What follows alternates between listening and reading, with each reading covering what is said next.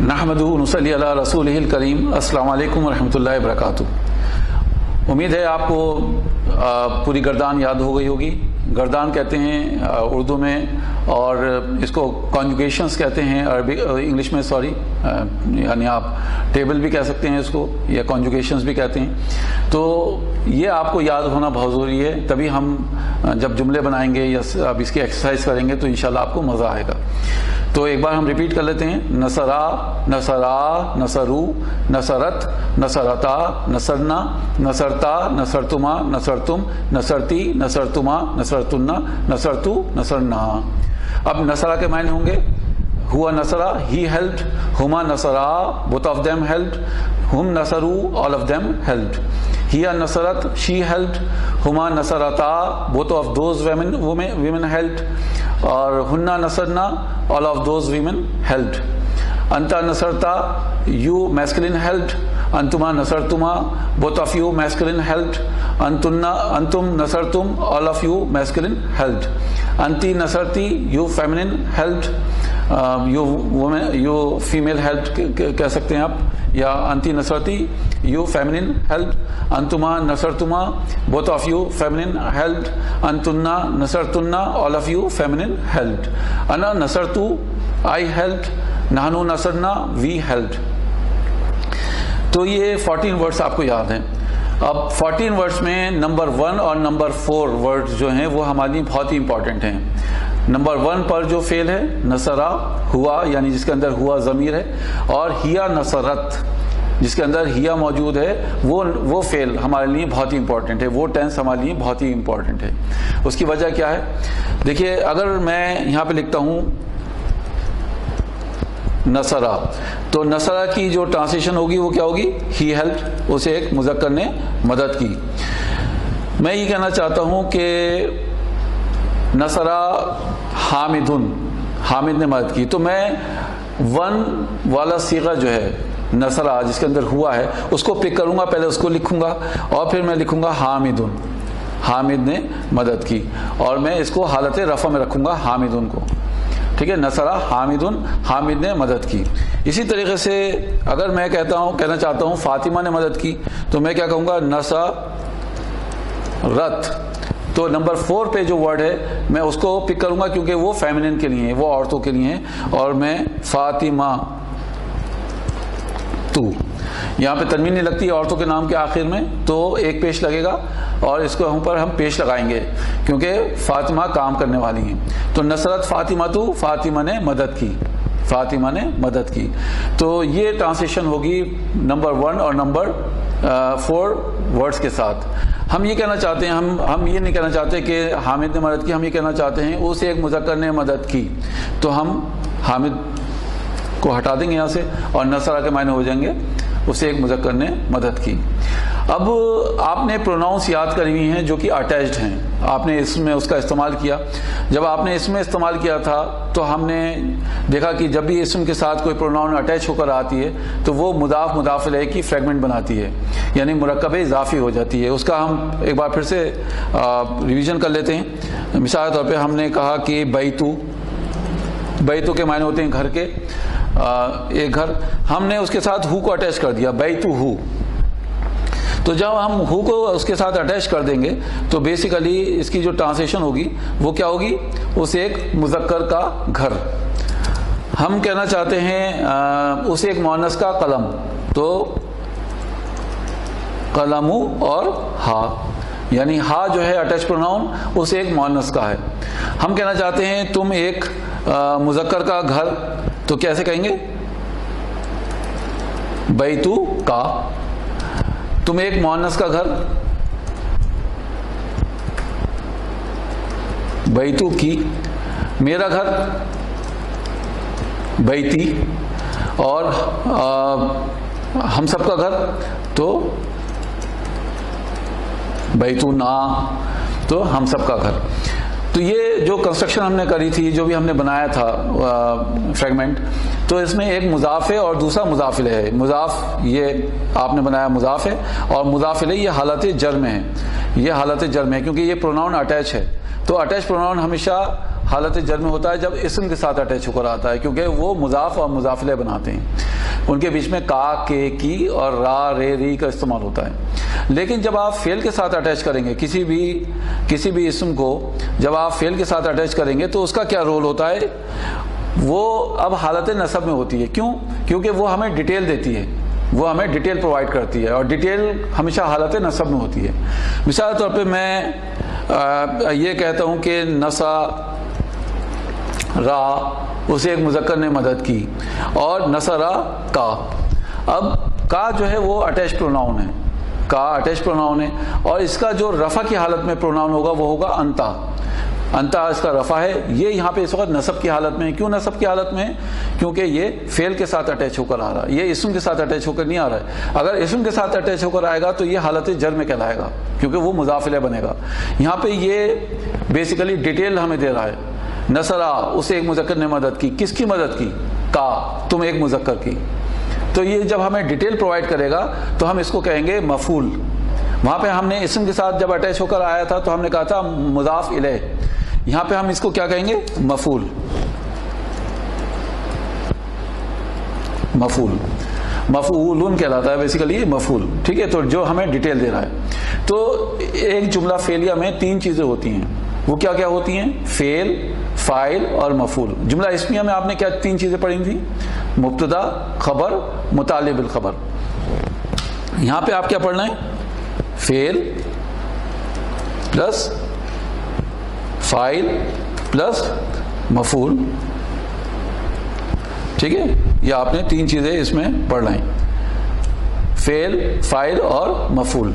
Plus जब भी इसमें जार मजरूर आएगा, वहां पर जार मजरूर आता था तो आप क्या कहते थे? मुतालिब बिल खबर। यहां पे जब भी जार मजरूर आएगा या ज़र्फ और मुज़ाफिले आएंगे तो आप इसको कहेंगे मुतालिक बिल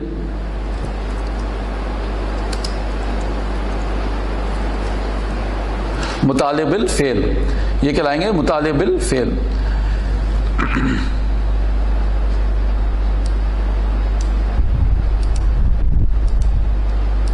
ठीक है, तो ये कहलाएंगे मुतालिब बिल फेल। तो तीन चीजें आपको इसमें जुमला फेलिया में आपको चार चीजें मिल रही हैं। क्या क्या चीजें मिल रही हैं? फेल, फाइल और मफूल प्लस मुतालिब बिल फेल। तो ये मुतालिब बिल फेल जो हैं ये हमेशा जार मजरूर या ज़र्फ और मुज़ाफिले बनकर आएंगे। ये इंशाल्लाह जैसे जैसे हम प्रैक्टिस करते रहेंगे आपको आसानी से समझ में आती रहेगी।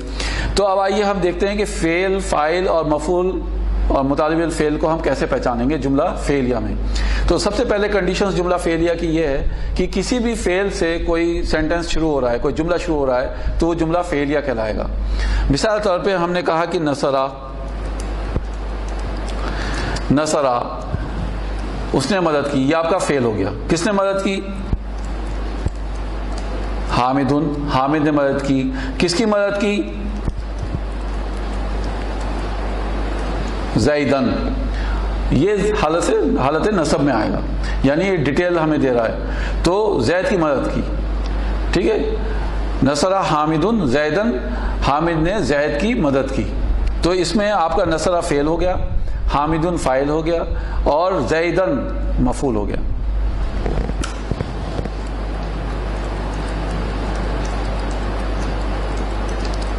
नसरत फातिमातु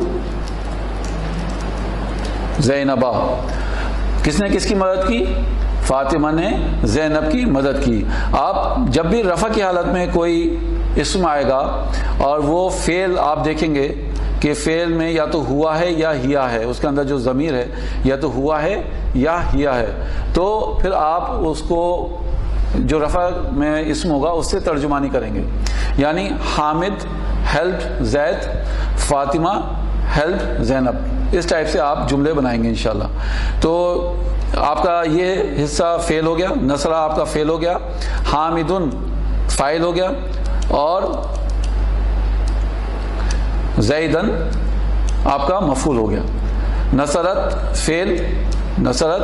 फेल हो गया, फातिमातु फाइल हो गया और ज़ैनबा मफूल हो गया। आप इसको इंग्लिश में कह सकते हैं फेल यानी टेंस, फिर ये आपका डूअर और ये डिटेल। तो एक डूअर है और एक डिटेल है, यानी डूअर काम को करने वाला और डिटेल जो उसने काम किया, किसी की मदद की। तो अब हम मदद की जगह कोई दूसरा वर्ड लिख लेते हैं। मिसाल के तौर पे हम लिखते हैं कतबा, और हम लिखें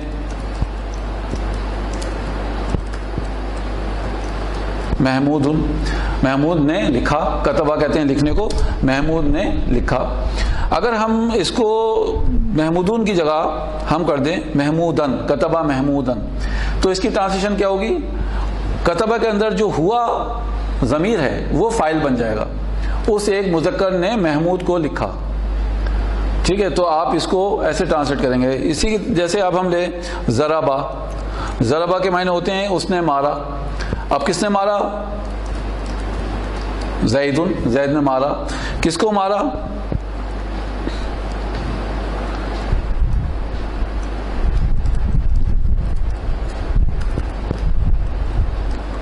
महमूदन। अब ये महमूदन हालत नसब में है, तो ज़रबा ज़ैदुन महमूदन, तो ज़ैद ने महमूद को मारा। इसमें एक एडवांटेज ये है जुमला फेलिया में कि जब भी आप हिंदी या इंग्लिश में कोई सेंटेंस बोलते हैं तो हमेशा काम को करने वाले को पहले बोलते हैं। जैसे अगर हम ये कहते हैं कि महमूद हेल्प ज़ैद, तो आपने महमूद को पहले इसलिए बोला क्योंकि महमूद मदद करने वाला है। अगर मैं कहूँ इसी सेंटेंस को मैं डूअर्स को चेंज कर दूँ, ज़ैद हेल्प महमूद, तो हमने ज़ैद को पहले बोला। तो क्यों बोला? क्योंकि ज़ैद ने मदद की महमूद की। इसी तरह से उर्दू और हिंदी में महमूद ने ज़ैद की मदद की और ज़ैद ने महमूद की मदद की। तो आपने ये देखा कि पहले आपने जिसको बोला वो काम को करने वाला है। लेकिन अरबिक इस चीज़ में, अरबिक मोहताज नहीं है इस चीज़ की। काम को करने वाले को आप जब पहचानेंगे तो उसकी रफ़ा की हालत से पहचानेंगे, यानी उसकी एराबी हालत जो है वो रफ़ा होनी चाहिए, उससे आप पहचानेंगे। यानी उसके ऊपर दो पेश हो या एक पेश हो, ठीक है। या जब हम दो या दो से ज़्यादा के बारे में पढ़ेंगे तो उसके लिए अलग वर्ड्स हैं, लेकिन रफ़ा का आपको देखना है कि वो रफ़ा की हालत में होना चाहिए। अब देखिए आपने ज़रबा ज़ैदुन महमूदन, फेल, फाइल और मफूल है। इसी की मैं तरतीब चेंज कर दूं और मैं आपसे ये कहूं कि ज़रबा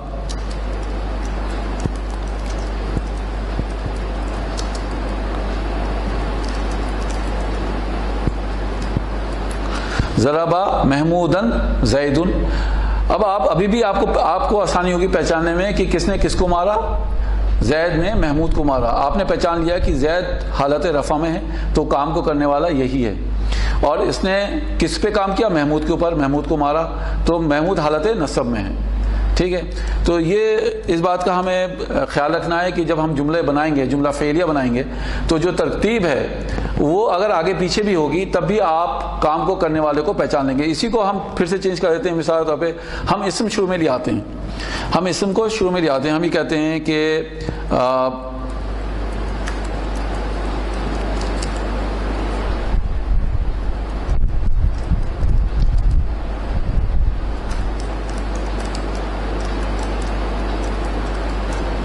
ज़ैदुन ज़रबा महमूदन, तो ज़ैद ने ज़रबा मारा। किसको मारा? महमूद को मारा।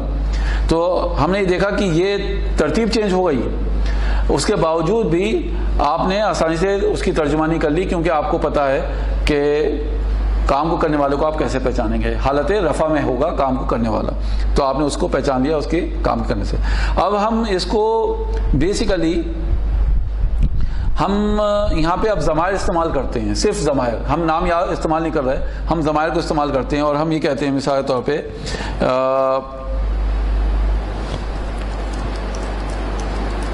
ज़रबा हु। तो देखिए ज़रबा, आप पूरे वर्ड की एक साथ ट्रांसलेशन मत करना, एक साथ कोशिश मत करना कि पूरे वर्ड की आप एक साथ ट्रांसलेशन करेंगे। जब भी करेंगे आप कंफ्यूज हो जाएंगे। तो सबसे पहले आप ट्रांसलेशन किसकी करेंगे? ज़रबा की। तो ज़रबा में जो हुआ फाइल है उससे आप उसको ट्रांसलेशन करना है, ठीक है। मिसाल तौर पे हम ये कहते हैं ज़रबा अलग कर लिया हमने और प्लस हु। तो ज़रबा उसे एक मुज़क्कर ने मारा। किसको मारा? हु, उसे एक मुज़क्कर को, ठीक है। इसी की तरह अगर हम और वर्ड्स बनाएं, हम कहें ज़राबा प्लस हा, तो हम क्या कहेंगे इसको? ज़राबा, उसे एक मुज़क्कर ने मारा, किसको मारा? उसे एक मुअन्नस को। आप उसको ऐसे लिखेंगे ज़राबा हा, जब मिला के लिखा जाएगा। अगर हम कहते हैं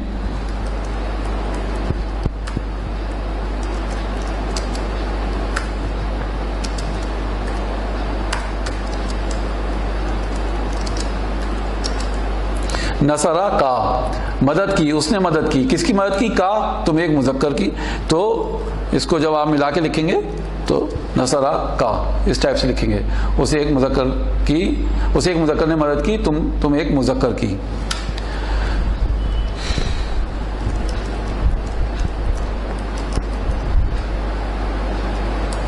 नसरतुहु, ट्राई कीजिए क्या ट्रांसलेशन बन रही है इसकी। नसरतुहु। अब आप नसरतु बिल्कुल लास्ट में पहुंच जाइए। इसके अंदर नसरतु के अंदर जो ज़मीर है वो कौन सी है? नसरतु के अंदर जो ज़मीर है वो कौन सी है? वो है अना, मैंने मदद की। किसकी मदद की?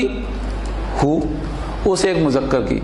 मैंने मदद की उस एक मुज़क्कर की। तो कहने का मतलब ये है कि जो भी फेल आए, आपको फेल के अंदर ये देखना है कि कौन सा ज़मीर छुपा हुआ है, कौन सा ज़मीर, विच pronoun is hidden inside the fail. So that particular pronoun will be considered as a doer, file, उसको हम फाइल कहेंगे। ठीक है, तो नसर तू, मैंने मदद की, I helped, और किसकी मदद की? Who, him, I helped him, या आप कहेंगे उसे एक मुज़क्कर की। तो इस टाइप से आपको जुमले बनाना है। अगर हम कहते हैं कि कतबा हु, कतबा हु, कतबा हु के मैंने क्या होंगे? कतबा, उसने लिखा, और किसको लिखा? कतबा हु, उसको लिखा, उस एक मुज़क्कर को लिखा। अगर मैं इसको लिखता हूं कि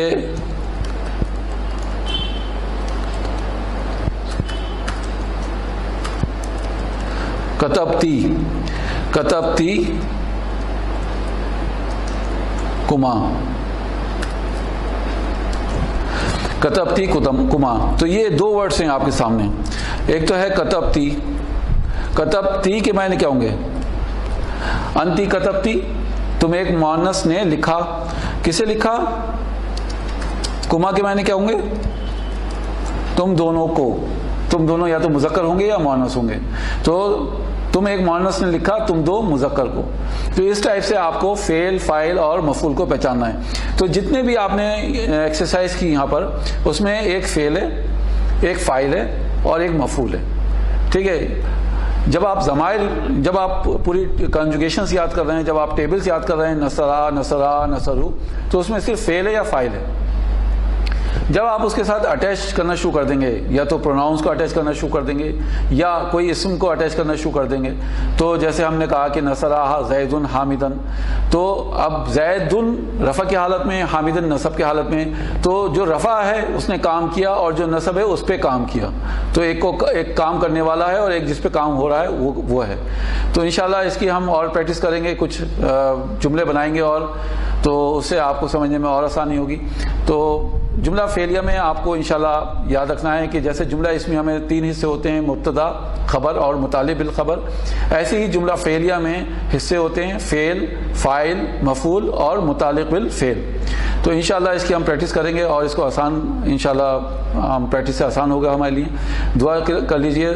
बल्कि दुआ से पहले मैं आपसे एक गुजारिश ये करूँगा कि हम ये जो अरबिक सीख रहे हैं, अल्हम्दुलिल्लाह हो सकता है आप लोगों के बहुत से कैरियर इससे जुड़े हुए हों, आप इसलिए सीख रहे हों, लेकिन आप ये सोचिए कि ये ज़ुबान जो है, इसी ज़ुबान में अल्हम्दुलिल्लाह हमारा कुरान मजीद है, आसमानी किताब है जो अल्लाह ताला ने हमें नायाब तोहफ़ा दिया हुआ है।